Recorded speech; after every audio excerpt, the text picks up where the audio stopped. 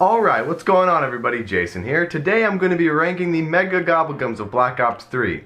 Now, as you can tell, this is going to be a three-part video. So, what I'm going to be doing in this first video is ranking the first 22 of the normal Mega Gobblegums, like Phoenix Up and Crawl Space and Aftertaste. Then the next video is going to be ranking the rare Gobblegums, like On the House and Killjoy. And then the final video, the third video, is going to be ranking the ultra rare Megas, like Perkaholic, Shopping Free, and Near Death Experience. So, without further ado, let's just jump right into part 1 of the Mega Gobblegums. So at number 22, I have Unbearable. The worst of the Mega Gobblegums and the worst Gobblegum ever, really. It's kind of an irrelevant Gobblegum. Because what Unbearable does is when you get a teddy bear from the mystery box, it respins the box for you and gives you a random weapon. This would be okay in theory if Immolation Liquidation didn't exist. So it renders this Gobblegum completely useless that Immolation Liquidation exists. So number 22 is Unbearable. Number 21, for pretty much the same reasons, is Respin Cycle. What Respin Cycle does is if you don't get a weapon you like out of the mystery box, then you respin it and it gives you a random weapon. The problem with this, again, is Immolation Liquidation exists and you can get your guns round 1.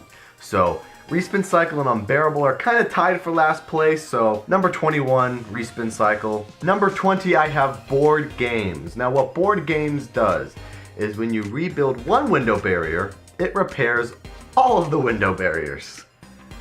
And you only get 10 points instead of the 60 points that you would normally get when you just rebuild all 6 of the barriers at the window. Yeah, this Gobblegum isn't very good. I don't know why it exists, it's pretty irrelevant, just like the other two Gobblegums. So, I mean, I guess it helps, rebuilding windows, I guess. But Board Games, number 20, you don't need it. And similarly, number 19, I have Bored to Death. You rebuild a window barrier, and if there's a zombie next to you, the zombie dies. Would be okay if you got points for killing the zombie. Still would probably be in the same spot on my list, but again, it's another sort of irrelevant Gobblegum that you really kind of don't need. Similarly to Board Games, Bored to Death, why do you exist? You're not needed. Sticking with the window barrier theme, coming in at number 19, we have Licensed Contractor. You spawn 3 Carpenter power-ups. Carpenter power-ups. You don't really need Carpenters to live. I guess it gives you 600 points, which is okay, but other than that, again, another pointless Gobblegum. Number 17, I have Burned Out. And Burned Out, again, another Gobblegum in theory is good. When you get hit, a fire blast expands outwards and kills any zombies in your vicinity. Would be okay if it didn't only happen twice. And a lot of the times when you're running a train anyways, you're gonna get hit. So Burned Out is kind of irrelevant for that reason. If you're running a train, you get hit with Burned Out and the zombies die, it messes up your train and it messes up what you're doing. So Burned Out, not very helpful. Number 16, I have Crawl Space. Now Crawl Space has one very, very helpful use. That's the Void Bow step on Der Eisendrache. That's about it. I don't know where else you would want a crawler unless you're trying to save a zombie for the round, but then again, if you make your zombie a crawler, it's gonna die out and the round's gonna end, so you kind of don't need a crawler. You kind of don't want a crawler. Yeah, Crawl Space only has that one significant use. Comes in at number 16. Number 15, I have I'm Feeling Lucky, and I'm not feeling so lucky with this Gobblegum. Again, why would you want a Gobblegum like I'm Feeling Lucky when you can have a Killjoy or a Cashback on you? This is the randomized aspect of this Gobblegum, which is, I guess, okay. You know, I've seen some speedrunners use I'm Feeling Lucky for an extra Gobblegum slot, but you just don't need it for survival. It's not really practical. If you need a max ammo and you use the 2 activations on I'm Feeling Lucky and you get a double points and a Carpenter, that's not gonna help you out too much.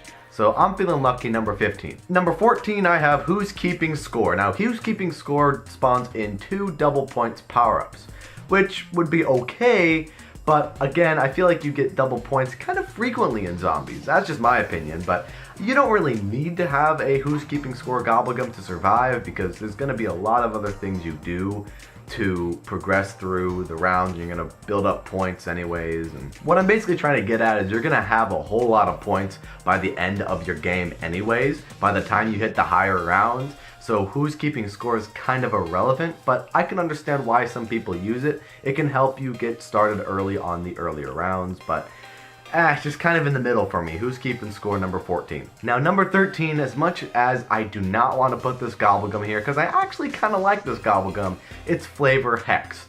Flavor Hexed has 2 activations, and upon picking it up, it gives you a random Gobblegum.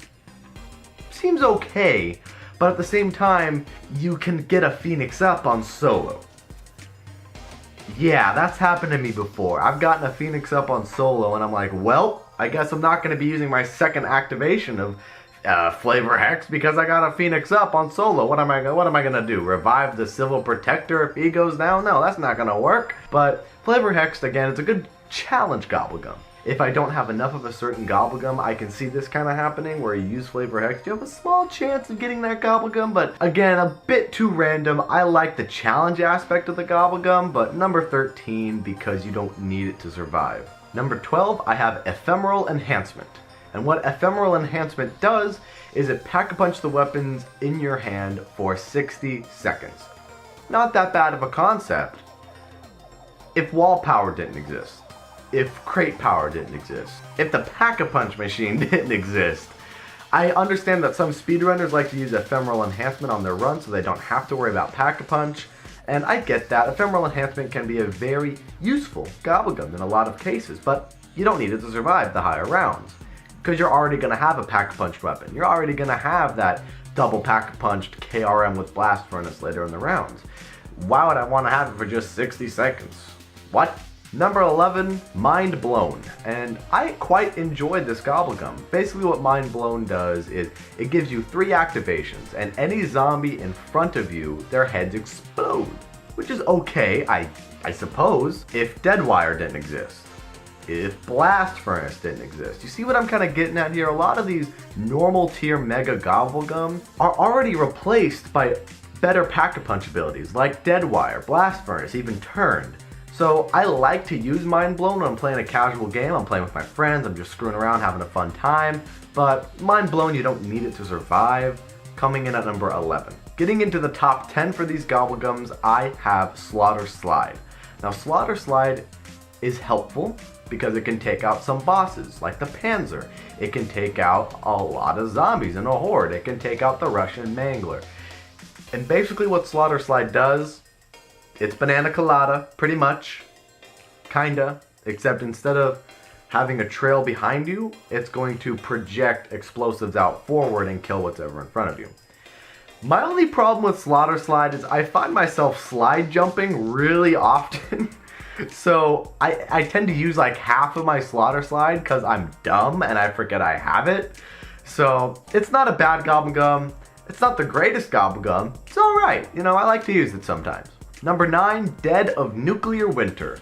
And as you can probably tell by the title of the Gobblegum, it spawns in 2 nuke power-ups, which can be helpful if you want to progress the rounds and you're doing a speed run on zombie records and you can't use that round robin for your round 30 speed run, so you use some nukes and that can progress the round. Or if you want to end the round, or sometimes even if you're in a tough situation and you pop a nuke, it can help you out there. The only reason why it's not higher is because there are better Gobblegum out there and there are better things you can do to survive the rounds, like have Blast Furnace, have a Wonder Weapon, but still not a bad Gobblegum. I kind of like Dead of Nuclear Winter. Number 9. And number 8, one of my personal favorite Gobblegum actually, Disorderly Combat. Disorderly Combat gives you a random weapon every 10 seconds for 3 whole minutes, which is actually pretty dang helpful. If you don't have a gun and you don't want to waste points on the mystery box, just pick up this Gobblegum and you have all the weapons right there in front of you to get points, to get perks from those points, and you don't even need a weapon.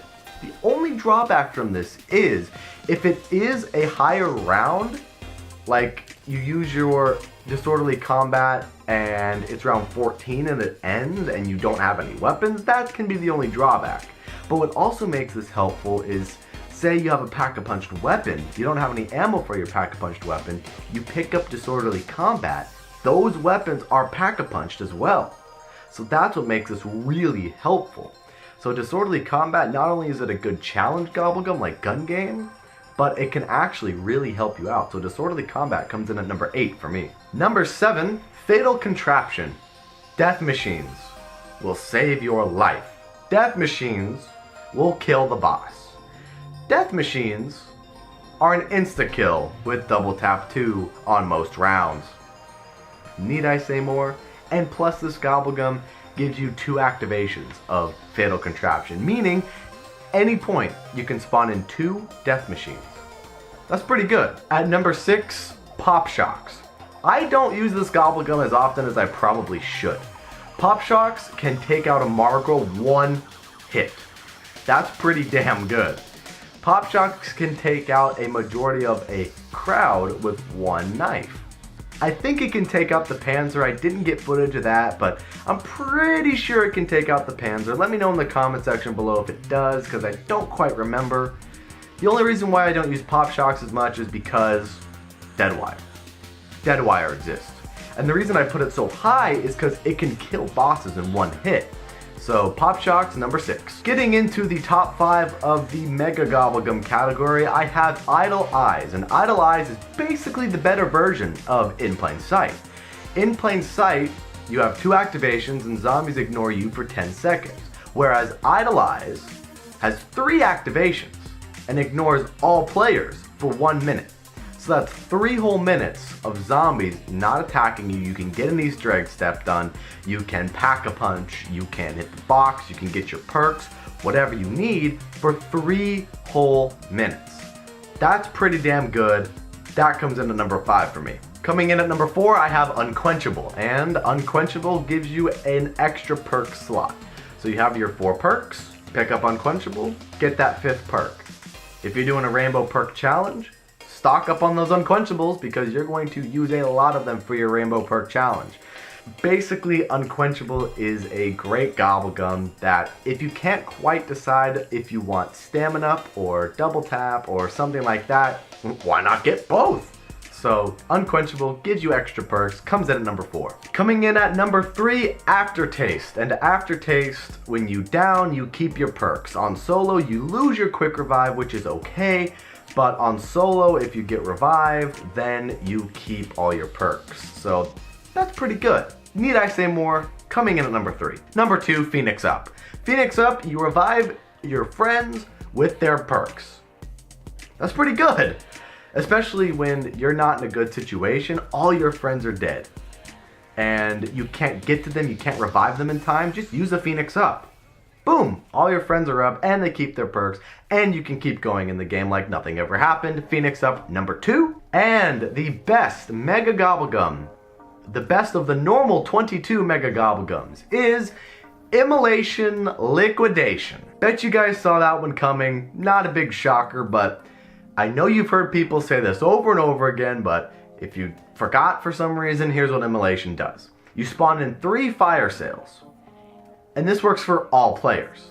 So if you have 4 people in your game, I forgot the numbers and I forgot, what and how long or how many weapons you can get, but you can get a lot of weapons. You can get your setup round 1, especially if you're doing an Easter egg. That's going to be huge, especially for Gorod Kroby. I like to have the Ray Gun Mark III and an LMG and sometimes even the L4 Siege. Getting set up for an Easter egg is super important. Getting set up for your game for your high round attempt is super important. And Immolation Liquidation helps you do that. And if you have 4 players, it's going to be a breeze going through the game. It's going to be easier. I wouldn't say a breeze because maps are hard and there's going to be certain map elements that you can't avoid, but it's going to be easier because you have your setup. You have your monkey bombs, you have your ray guns, you have your dingoes, you have your haymakers, you have it all.